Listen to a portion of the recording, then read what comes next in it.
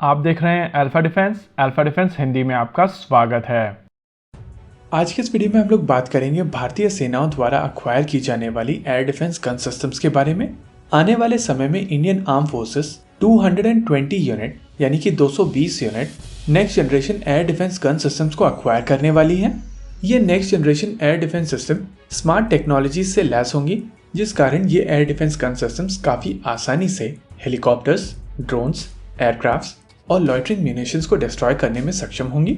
माना जा रहा है कि ये पहले 220 यूनिट इन सिस्टम्स की पहली खेप है और आने वाले समय में सेनाएं और ऐसी एयर डिफेंस गन सिस्टम्स को अक्वायर करेंगी।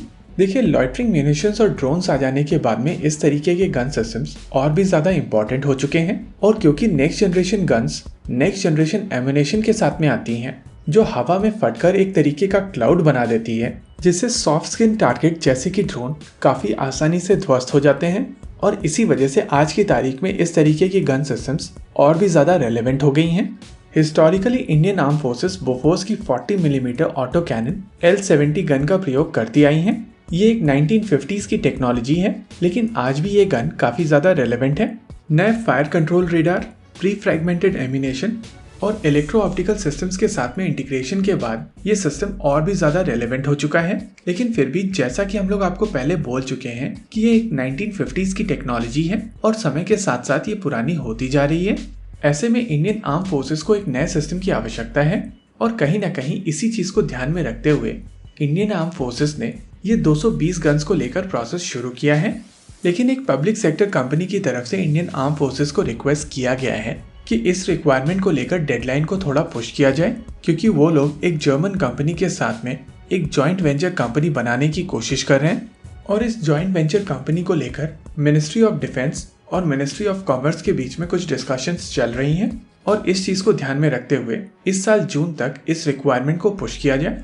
इंडियन आर्म फोर्सेस की तरफ से इस पब्लिक सेक्टर कंपनी की रिक्वेस्ट को मान लिया गया है, लेकिन उनकी तरफ से ये भी स्पेसिफाई कर दिया गया है कि ये एक लास्ट एक्सटेंशन है।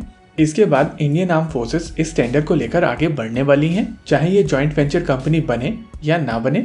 वैसे आप में से ज़्यादातर लोग ये चीज़ जानते हैं कि ये पब्लिक सेक्टर कंपनी कौन सी कंपनी है और ये कौन सी जर्मन कंपनी के साथ में मिलकर एक जॉइंट वेंचर कंपनी बनाना चाहती है। लेकिन जिस डॉक्यूमेंट के माध्यम से हम लोग आपको ये इन्फॉर्मेशन दे रहे हैं वो एक रेस्ट्रिक्टेड डॉक्यूमेंट है, और इस वजह से हम लोग यहाँ पर नाम नहीं ले रहे हैं। इंडियन आर्म फोर्सेस की रिक्वायरमेंट के लिए इस जर्मन गन के अलावा देश में निर्मित 2 और सिस्टम भी पार्टिसिपेट कर रहे हैं, जिसमें से एक सिस्टम कल्याणी डिफेंस की तरफ से है और दूसरा सिस्टम L&T की तरफ से है।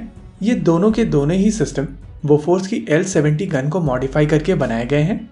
इनफैक्ट कल्याणी ग्रुप का जो सिस्टम है वो BAE सिस्टम्स के Mark 4 नेवल गन का मॉडिफाइड वर्जन है, और ये सिस्टम कल्याणी की तरफ से इंडिजिनस बताया जाता है। अगर इसके स्टेटस की बात की जाए तो ये सिस्टम ऑलरेडी टेस्टेड है।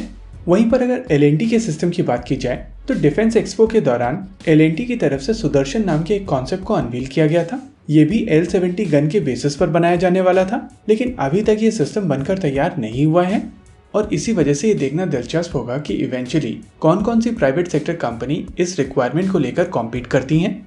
और रही बात सरकारी कंपनी के फ्यूचर की, तो वो जून तक डिसाइड हो जाएगा कि क्या वो इस गेम में रहेंगे या नहीं। इसी के साथ आज के इस वीडियो में रखते हैं केवल इतना ही। वीडियो को अंत तक देखने के लिए धन्यवाद। देखते रहिए अल्फा डिफेंस। जय हिंद।